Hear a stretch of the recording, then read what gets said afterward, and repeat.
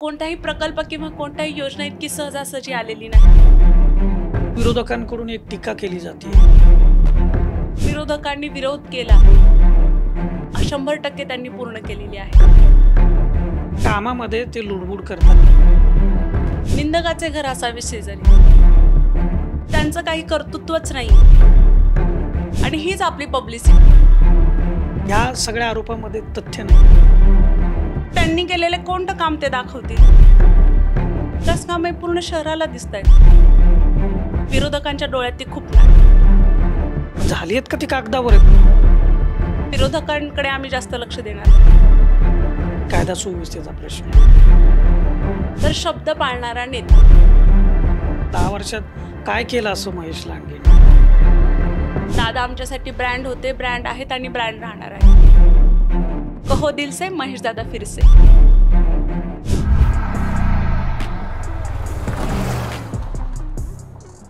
Post graduate degree कोर्सच्या माध्यमातून परिपूर्ण राजकीय नेतृत्व घडवणारं आणि प्राध्यापक राहुल कराड यांच्या संकल्पनेतून साकारलेलं भारतातील पहिलं institute MIT school of government. नमस्कार, मी Deepak Darade, for the people न्यूजमध्ये आपलं सर्वांचं स्वागत आहे। मंडळी, विधानसभा निवडणुकीच्या पार्श्वभूमीवरती आपण महाराष्ट्राचा दौरा करतोय, वेगवेगळ्या विधानसभा मतदारसंघामध्ये जातोय, तिथल्या नागरिकांशी बोलतोय, मतदारांशी बोलतोय, काही मान्यवरांशी सुद्धा बोलतोय। आणि ह्या बोलण्यापाठीमागचं एक मोठं रिझन आहे, ते म्हणजे आमदार कसा असावा हे आपण जाणून घेतोय।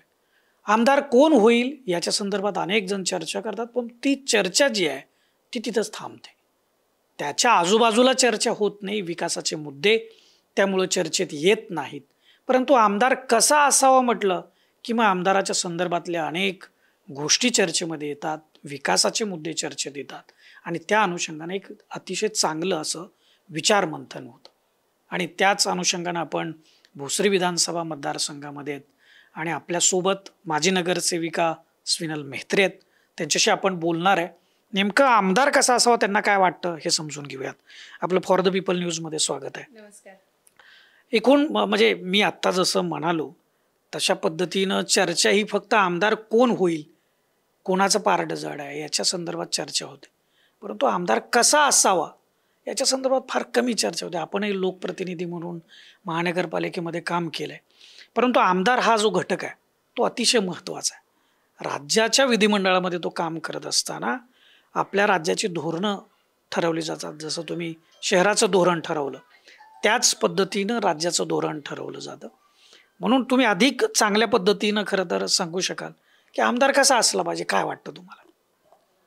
बोले तैसा चाले त्याची वंदावी पाऊले, असा आमदार असावा या युक्तीप्रमाणे। आणि अगदी महेश दादांबद्दल सांगायचं झालं तर शब्द पाळणारा नेता।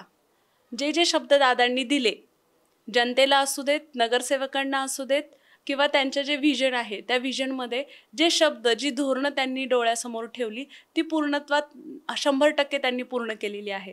माझ्याच भागात प्रभाग क्रमांक 1 चिखली इथून मी नगरसेविका होते, तर माझ्याच प्रभागामध्ये टाउन हॉल झालं, संतपीठ झालं, त्याचप्रमाणे DP रस्ते झाले की जे गेले 10 वर्षापासून राष्ट्रवादीने ओपनिंग करून ठेवले होते, पण ते पूर्णत्वात आले नव्हते। पण ज्यावेळी महेश दादा आणि लक्ष्मण भाऊ जगताप या दोघांची ज्यावेळेस सत्ता पिंपरी चिंचवडमध्ये या दोघांच्या प्रयत्नाने स्थापन झाली, त्यावेळी दादांनी जे पेंडिंग योजना होत्या त्या पहिल्या पूर्णत्वात आणल्या। आणि आपण म्हणतो बोले तैसा चाले त्याची वंदावी पावले, या युक्तीप्रमाणे महेश दादांच्या गटात असलेल्या सर्व नगरसेवकांना त्यांनी नेहमी विश्वासात घेतलं की तुमच्या प्रभागात कोणती कामं केली पाहिजेत। वेस्ट टू एनर्जीचा प्रोजेक्टला ज्यावेळी आम्ही GB हॉलमध्ये बसलो होतो त्यावेळेस इतक्या विरोधकांनी विरोध केला, पण पूर्ण एकजुटीने सर्व नगरसेवकांनी त्यावेळेस वोटिंगसुद्धा झालं आणि वोटिंग होऊन तो निकाल BJP कडून लागला आणि तो वेस्ट टू एनर्जीला आयुक्तांनी मान्यता दिली। म्हणजे कोणताही प्रकल्प किंवा कोणताही योजना इतकी सहजासहजी आलेली नाही, त्यासाठी आमदारांनी महेशदादांनी खूप फॉलोअप घेतला। अगदी देवेंद्रजी फडणवीस साहेबांकडे देखील या छोट्या छोट्या गोष्टींसाठी ते भांडलेले आम्ही पाहिलेत। त्याच्यामुळे जर आमदार असा असावा तर हा शब्द पाळणारा आणि ग्राउंड लेवलला काम करणारा असावा। अगदी लहान मुलाला प्रेम करणारा आमचा महेशदादा आहे, ते अगदी वयस्कर लोकांना नमस्कार केल्याशिवाय ते पुढे जाणार नाही। म्हणजे संस्कृती वसा वारसा जपणारा आमचा नेता आहे. त्याच्यामुळे आम्हाला फार अभिमान आहे महेशदादांचा. तुम्ही बोलताना एका गोष्टीचा उल्लेख केला याच्यामध्ये की सगळ्यांना विश्वासात घेऊन ते काम करत आहेत.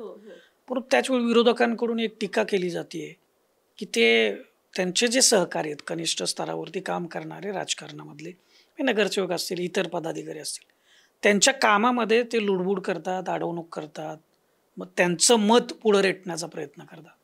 मग या सगळ्या आरोपामध्ये तथ्य नाही का? अजिबात नाही. निंदकाचे घर असावे शेजारी, अशी या युक्तीप्रमाणे आहे ते. कोणताही नेता किंवा कोणताही व्यक्ती ज्यावेळेस पुढे जातो त्यावेळेस त्याला विरोधक हे होतातच, आणि हीच आपली पब्लिसिटी असं मला वाटतं.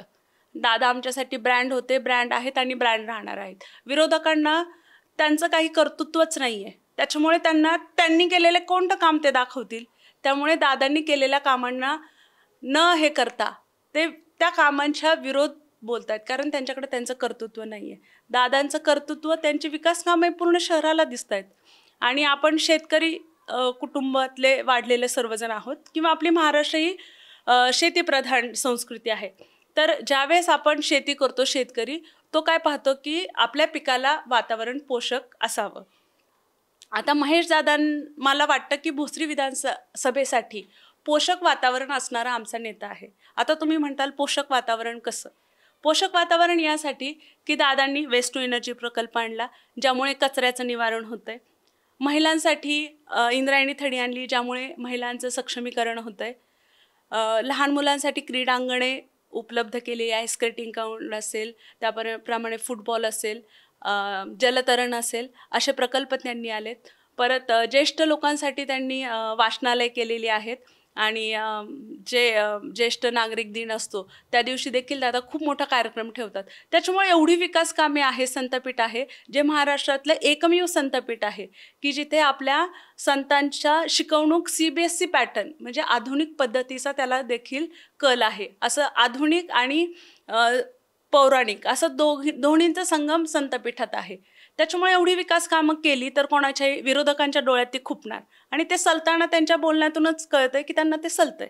नाही, पण तुम्ही आता बरीच यादी सांगताय ही सगळी विकास कामांची, परंतु त्यांच्याकडून एक प्रश्न केला तो 10 वर्षात जी ही सगळी यादी सांगतायत ते सगळे कागदावर आहेत, वास्तवामध्ये काहीच नाही. त्यामुळे 10 वर्षात काय केलं असं महेश लांडगेंनी? तुम्ही तर म्हणता ही कामं झालीत, मग झाली आहेत का ती कागदावर आहेत? विरोधकांचं म्हणण्यामध्ये काही तथ्य असेल ना. विरोधकांना सांगायचं टाउन हॉलला या, व्हिजिट द्या, त्यांच्यासाठी एक कार्यक्रम आपण अरेंज करू. संतपीठाला या, कोणते विद्यार्थी तिथे आहेत, किती शिक्षक तिथे आहेत ते पहा. DP रस्ते पहा, किती ट्रॅफिक कमी झालंय किंवा वळवलंय ते पहा. मेट्रोसारखा प्रकल्प ज्याला मान्यता किंवा त्याच्यासाठी जो निधी लागला त्या निधी आणण्यासाठी काय कष्ट केलेत आणि कसा तो प्रकल्प सुरळीतपणे सक्सेसफुल आत्ता आपण सगळे प्रवास करतोय, हे ह्यात सांगण्यासारखं नाही, हे दिसतंय, हे लोक अनुभवत आहेत. त्याच्यामुळे विरोधकांकडे आम्ही जास्त लक्ष देणार नाही. विरोधकांचं काम आहे ते ओरडणार. दुसरा एक उल्लेख तुम्ही केला महिला सबलीकरणासाठी, इंद्रायणी थडीचं उदाहरण तुम्ही दिलं, पण तेवढ्यावर महिला सबलीकरण होणं अवघड आहे, म्हणजे असा एखादा उपक्रम. परंतु इतरही काही उपक्रम होतात का? किंवा कायदा सुव्यवस्थेचा प्रश्न आहे, महिलांच्या संदर्भातल्या अनेक घटना घडत असतात. काही चर्चा भोसरीमध्ये घडलेल्या घटनांची सुद्धा विरोधकांकडून राजकारण होताना दिसतंय, म्हणजे त्यांनी आरोप केलेले आहेत. तर या सगळ्या महिलांच्या विषयाच्या संदर्भामध्ये नेमकी काय बाजू आहे, कुठली चांगली बाजू आहे की जेणेकरून ती लक्षात घ्यायला हवी? कायदा सुव्यवस्थेसाठी दादा नेहमी तत्पर असतात. कारण परिवर्तन हेल्पलाईन म्हणून दादांची हेल्पलाईन चालू आहे, जी प्रत्येक घराघरात पोचलेली आहे. त्या हेल्पलाईनवर आपण कॉल केल्यावर कोणत्याही संदर्भात महिलेला अडचण असली तर तिथे 10 मिनिटात पोलीस किंवा दादांचे लोक पोचतात. माझ्याच प्रभागातली एक छोटीशी घटना आहे, ती मी तुम्हाला शेअर करू इच्छिते. माझ्या प्रभागात चिखली गाव ते बगवस्ती असा एक एरिया आहे की जिथे थोडासा अंधार आहे रात्री जाताना. तर एक महिला रात्रीचे प्रवास करताना तिला रिक्षा चालकांनी दुसऱ्या रोडने घेतलं, त्यावेळेस तिला लक्षात आलं. तर तिने परिवर्तन हेल्पलाईनला फक्त नंबर डायल केला आणि 10व्या मिनिटाला तिथे परिवर्तन हेल्पलाईनचे लोक आले आणि तिला तिच्या घरी सुखरूप पोचवले.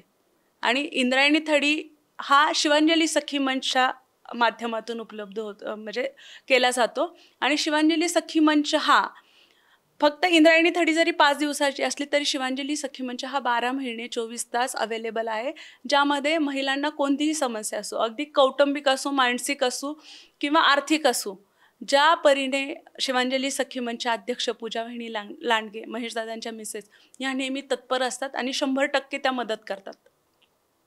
आता आपण 20 तारखेला मतदान करायला जाणार आहे. भोसरीकरांनी असे कुठल्या गोष्टी आहेत की ज्या लक्षात ठेवल्या पाहिजेत की आपला उमेदवार, आपला लोकप्रतिनिधी निवडण्यासाठी त्या ह्याच्यावरच मतदान करायला हवं? काय वाटतं तुम्हाला?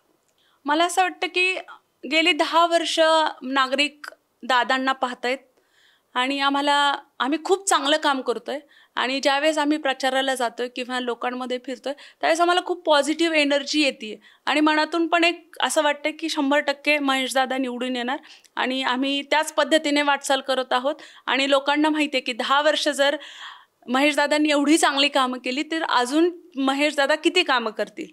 त्यामुळे मला नागरिकांना एवढंच सांगूशी वाटतं, कहो दिल से महेशदादा फिरसे. आपण वेळ दिला एवढ्या व्यस्त शेड्यूलमध्ये आणि आमदार कसा असावा याच्या उदाहरणासह त्याचं विवेचन केलं आहे, त्याबद्दल आपलं धन्यवाद. धन्यवाद. आपला हा दौरा असाच पुढं सुरू राहणार आहे आणि लोकांच्या मनातला आमदार कसा असावा, हे त्यांची काय भूमिका आहे, त्यांची काय मत आहे, हे तुमच्यापर्यंत आम्ही घेऊन येणार आहे. तुम्ही आमची सोबत करा आणि फॉर द पीपल न्यूज चॅनलला यूट्यूब, फेसबुक आणि इंस्टाग्राम यावरती फॉलो करा, सबस्क्राईब करा, लाईक करा. कॅमेरामॅन विक्रांतसह मी Deepak Darade, for the people news, Bhosari Vidhansabha. Bharat दुनिया का सबसे बड़ा लोकतंत्र और NLC भारत देश का सबसे बड़ा गैर राजनीतिक मंच. शक्तिशाली लोकतंत्र के लिए राहुल कराट का सार्थक कदम. मुंबई में हुआ ऐतिहासिक प्रथम राष्ट्रीय विधायक सम्मेलन.